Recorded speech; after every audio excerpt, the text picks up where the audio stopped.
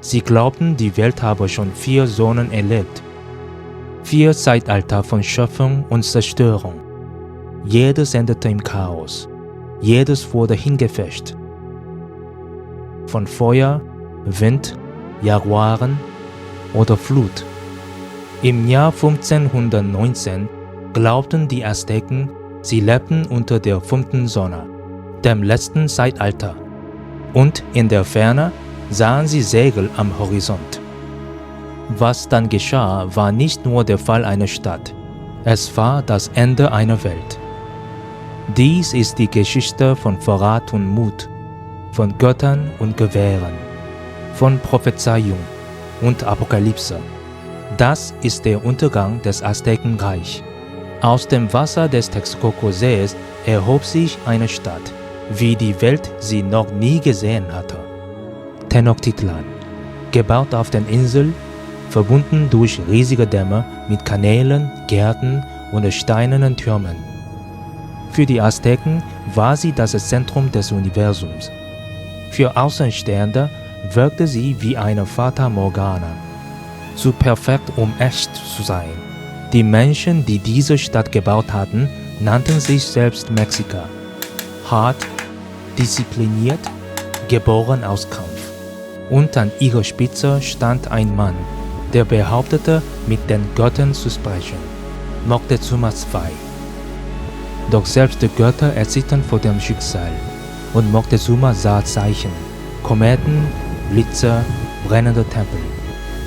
Die Priester flüsterten, dass das Ende der 5. Sonne naht. Und dann kamen sie. Im Jahr 1590 betrat Hernán Cortés die Küste von Veracruz. Kein Gott, nur ein Mann. Ehrgeizig, schlau, hungrig nach Ruhm. Aber er brachte Stahl, Pferde, Schießpulver und eine Frau, die alles verändern würde. Malinche, eine versklavte Nauer-Frau, Dolmetscherin, Diplomatin, Überlebende. Für manche eine Verräterin. Für andere die einzige Stimme, die beide Welten verstehen könnte. Cortés setzte Worte ein wie Waffen. Er machte aus Feinden der Azteken Verbündete. Die Tlaxcalteken, die Totonaken.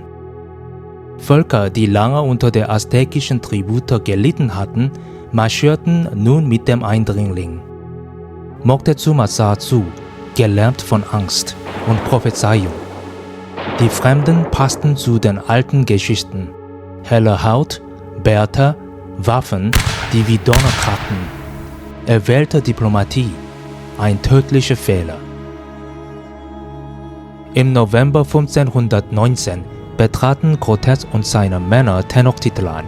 Sie gingen ehrfürchtig durch die heiligen Straßen. Gold glänzte in den Tempeln. Kinder spielten in schwimmenden Gärten. Priester, bemalt mit Blut, beobachteten aus dem Schatten. Moctezuma empfing sie als Ehrengäste. Doch das war keine Gastfreundschaft. Es war Zögern. Er fürchtete, er hätte es mit Göttern zu tun. Cortés zögerte nicht. Wenige Tage später ließ er Moctezuma gefangen nehmen, im eigenen Palast. Der Kaiser hielt noch Reden unter Bewahrung. Er sagte seinem Volk, es solle gehorchen. Doch niemand hörte mehr auf ihn. Und dann kam der Funke. Während eines heiligen Festes griffen die Spanier an, aus Angst vor einem Aufstand. Sie schlachteten wehrlose Adelige und Tänzer ab. Die Stadt explodierte. Das Volk erhob sich. Steine, Speere, Feuer. Der Himmel färbte sich rot. Moctezuma, einst göttlich, wurde nun gehasst. Manche sagen, die Azteken selbst töteten ihn. Cortés floh.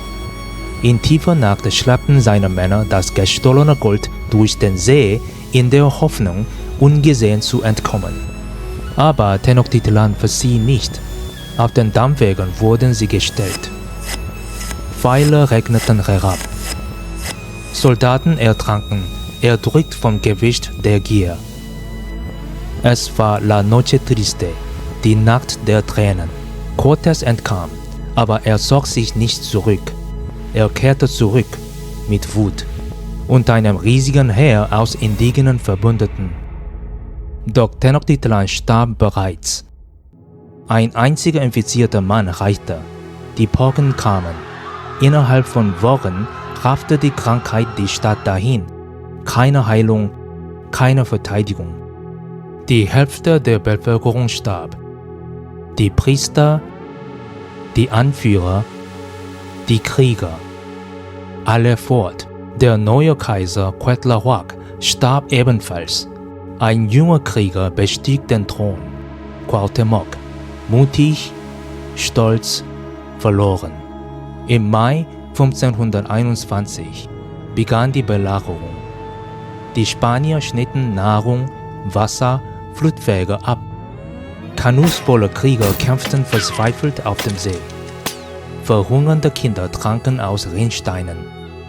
Priester brachten letzte Opfer an Götter, die nicht mehr antworteten. Tag für Tag versank die schwimmende Stadt in Trümmern.